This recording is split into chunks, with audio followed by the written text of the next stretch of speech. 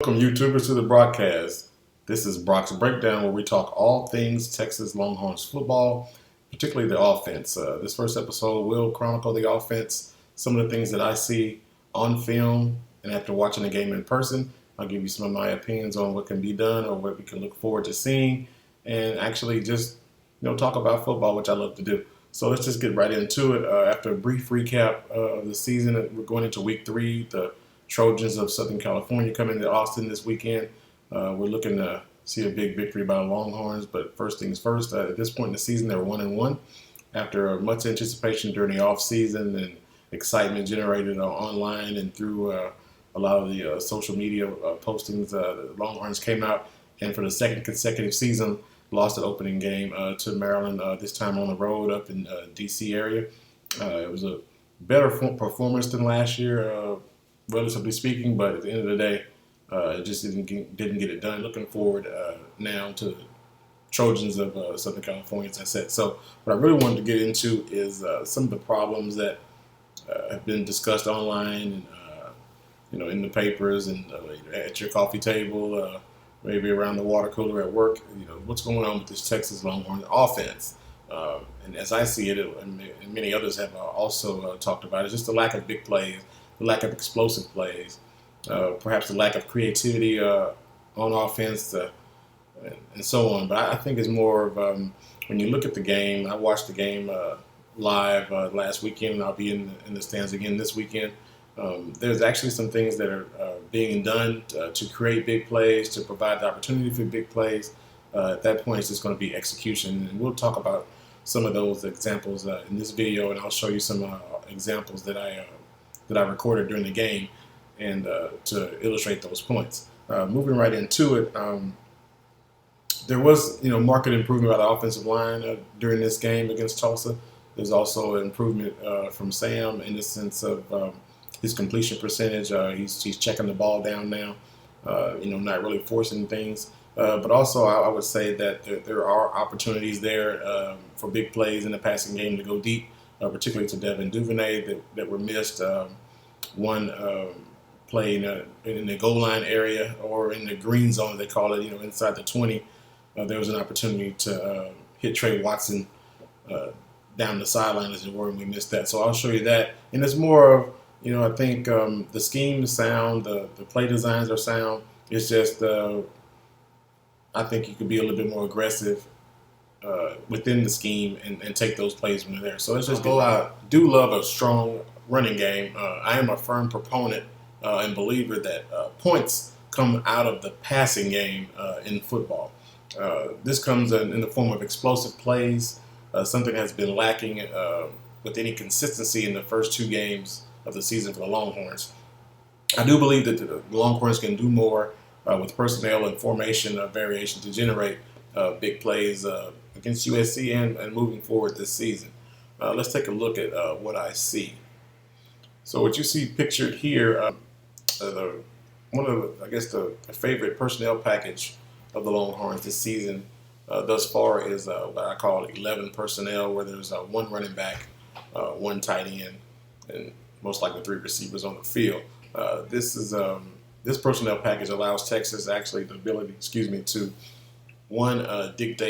dictate by formation, run or pass, and also at the same time punish the defense or penalize the defense for over-committing to one or the other, whether it be run or pass out of that personnel package. And you can do this out of formation. Like I said, you could declare that we're going to likely throw the ball with one formation versus another.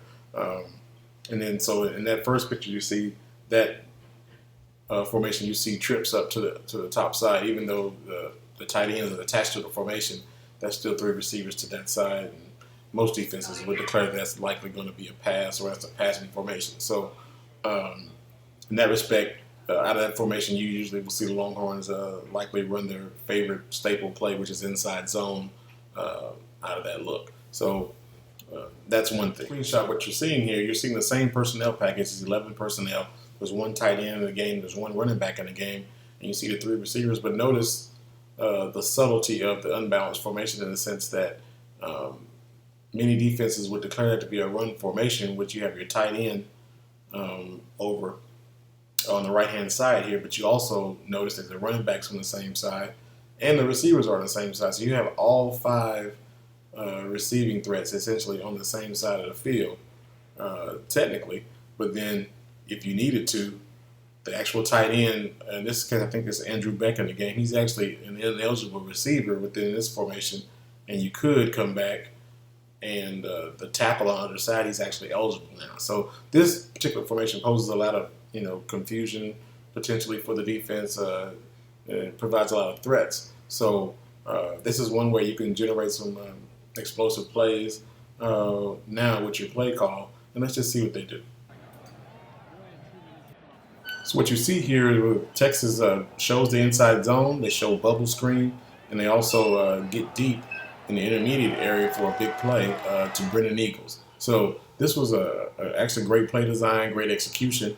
But there's also one thing I'm not sure that everyone saw in this play is that I mentioned earlier about being aggressive within the scheme, and here there's an opportunity to hit Duvernay down the sideline as opposed to dropping it off in the intermediate route to Eagles. In this point, he's running free, and I think there's an opportunity to take that big play to whereas, okay, that was a 30-yard gain, but it's likely could have been a touchdown from that point on the field for the team. And I think over the long haul, over the course of the season, if you take those opportunities, you're gonna find that you're gonna have more explosive plays and you're gonna have more points being scored throughout the course of the game and the season as it goes on. And you're going to need those big plays against teams with equal or superior athletes in depth moving forward.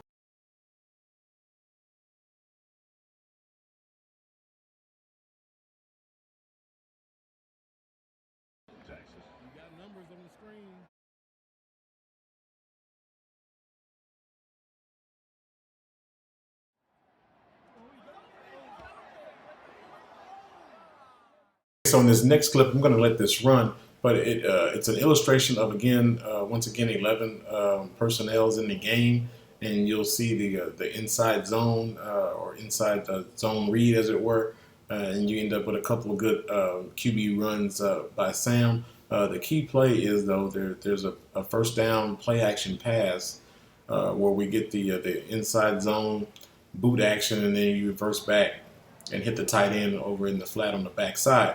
That's likely the actual play design where the tight end is actually the primary receiver. I think also though you're going to notice that you're going to see Trey Watson streaking toward the flag, or excuse me, toward the front pylon of the end zone, wide open with his defender maybe 2 to 3 yards in trail position. The safety's occupied by Brennan Eagles, who's the single receiver on that side.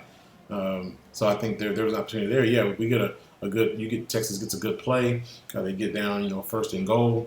You could have arguably scored a touchdown on that play. So within the same drive, there were two opportunities to actually get a touchdown on a drive. They ultimately came up short on a fourth down pass. So you think about that, where there's two opportunities in that drive to get 6 points, and you come away without any points at all on the drive. You decide not to kick a field goal, go for it on fourth down, and you don't execute, and you don't get anything out of that drive. So this is, I think, some of the angst from the fans, some of the angst from the media, and as it were, is what's going on with the offense, and it's those opportunities to take those plays that are there. So no knock against Sam or anything like that. I think it's just a overall mentality of offense that you're going to attack and take those plays when they're there. Take that shot.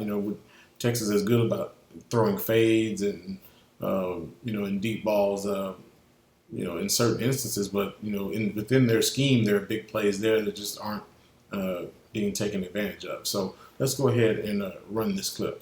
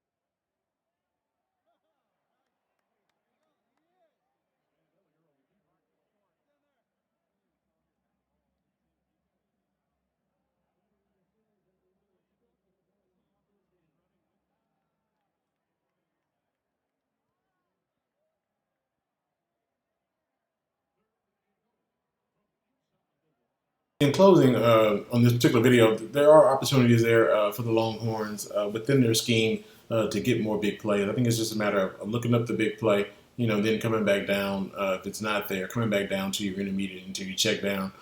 Sam's shown the ability to go ahead and check down, which was a good thing.